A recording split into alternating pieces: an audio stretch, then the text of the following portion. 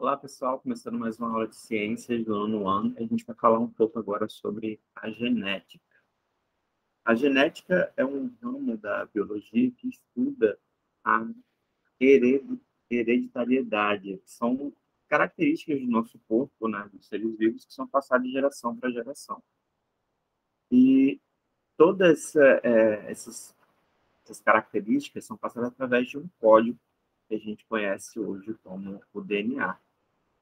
O DNA é uma molécula muito grande, gigantesca, e tem aí informações sobre as características do nosso corpo. Cada fitazinha dessa carrega uma informação sobre o ser humano, sobre os seres vivos de forma geral. Quando esse DNA está completamente enrolado, ele forma o que a gente chama de cromossomo que está presente nas células. Certo? Então, no caso dos seres vivos, nós humanos, no caso, apresentamos aí 23 cromossomos provenientes da mãe e 23 provenientes do pai, um total de 46 cromossomos. E sendo que 2 desses cromossomos são os cromossomos X e Y, que vão dar as características sexuais aí desse ser vivo. Dentre outros animais, a gente tem uma noção aí de quantos cromossomos a gente encontra em outros seres vivos, como o gambá, com 11 pares, a batata 24, o mamão 9 pares. Então, não existe realmente uma relação da complexidade do ser vivo com a quantidade de cromossomos. Como nós vimos aqui, nós temos uma quantidade semelhante de cromossomos igual de um batata, né? Então, praticamente, a complexidade não vem da quantidade de cromossomos, mas sim sobre as informações que esses cromossomos vão passar para esse ser vivo. Dentro dos cromossomos, nós temos regiões específicas que nós chamamos de alelos. E esses alelos, genes alelos, são genes que caracterizam partes importantes do nosso corpo, como a cor dos olhos, o tipo sanguíneo, a cor do cabelo e o crescimento de cada indivíduo. Esses alelos eles podem se apresentar iguais, idênticos ou diferentes. Nós temos os alelos homozigotos, homo quer dizer igual, e heterozigoto quer dizer diferente. Quando a gente tem alelos iguais, nós temos alelos homozigóticos, ou alelos diferentes, alelos heterozigóticos. Além disso, nós temos também característica entre recessivo e dominante. Essa característica a gente representa pelas letras do alfabeto. Letras maiúsculas representam alelos dominantes. Letras minúsculas representam alelos recessivos. Então, conjuntos, pares que a gente vai formar, a gente pode ter homozigose, quando os dois são idênticos, ou heterozigose, quando tem um alelo dominante e um recessivo participando aí do conjunto. Foi o que eu acabei de falar, né? Alelos em homozigose dominantes, eles vão trazer essas características dominantes para o ser vivo. Digamos assim, cabelo cacheado é um alelo dominante. Então, se tem alguém na família com um alelo de cabelo cacheado, a prole dele, os filhos, os netos, provavelmente vão ter alguma característica desse cabelo cacheado. Enquanto que olhos azuis são alelos recessivos. Se eu tenho, por exemplo, alguém na família com olho castanho e outro com olho azul, a combinação desses dois alelos provavelmente vai gerar uma maior possibilidade da pessoa nascer com olho castanho do que com olho azul, já que o alelo com olho azul ele é recessivo, então ele vai ser suprimido, ou seja, ele mesmo que esteja presente, ele não vai se apresentar no indivíduo. Esse indivíduo não vai ter olho azul, por mais que ele tenha essa característica no seu DNA.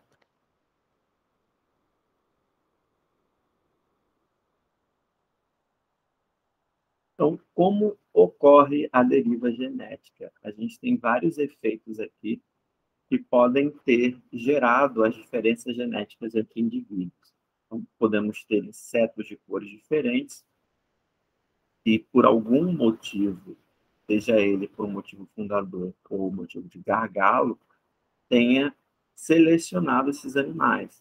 Um evento de extinção, uma relação geográfica ou do ambiente, pode ter gerado aí uma predileção para um ser vivo com características específicas.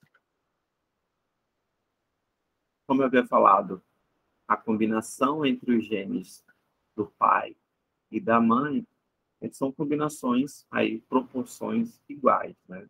O pai vai participar com 2 alelos, azão e azim, e a mãe também, azão, azim. Esse especificamente é o gene relacionado ao albinismo. Então, a mãe tem um gene dominante, que não se caracteriza por um indivíduo com albinismo, mas o gene recessivo, o azim, é que é relacionado ao albinismo. Ou seja, somente o filho dela que tiver os 2, azim, azim, é que vai ser o indivíduo albino. Todos os outros, por mais que eles carreguem junto com eles o azinho presente, eles não vão apresentar as características a fenotipagem de um albino, certo? Nesse caso, a gente faz a combinação da seguinte maneira. Coloca os alelos do pai, na sequência, azão, azinho, e os alelos da mãe, azão e azinho. E a combinação vai ser sempre um alelo do pai com um alelo da mãe. Então, vai ter um indivíduo azão, azão, azão, azinho, azão, azinho e azinho, azinho. A gente tem aí uma possibilidade de 75% dos indivíduos nascerem normais e 25% de apresentarem aí características de albino. Genótipo e fenótipo. Então, são 2 coisas que a gente vai usar bastante durante essas aulas e tem uma certa dificuldade de entender o que significa cada um. Mas genótipo tem a ver com o gene, ou seja, o código do nosso DNA. No caso da flor rosa, ela tem o genótipo azão, azão. E a flor branca tem azinho, azinho. No caso de uma flor que foi a combinação entre essas duas, ela pode apresentar a cor rosa, mas ainda assim ter um genótipo azão, azinho. Isso se deve ao nosso alelo dominante, que no caso é o rosa, e por mais que ele tenha o azinho presente, esse azinho ele vai ser suprimido, ele vai ser apagado, esquecido, vai só apresentar a cor que é mais dominante, certo? Enquanto que o fenótipo são as características visuais que a gente vai ter para esse indivíduo. A flor é rosa, flor branca, flor rosa.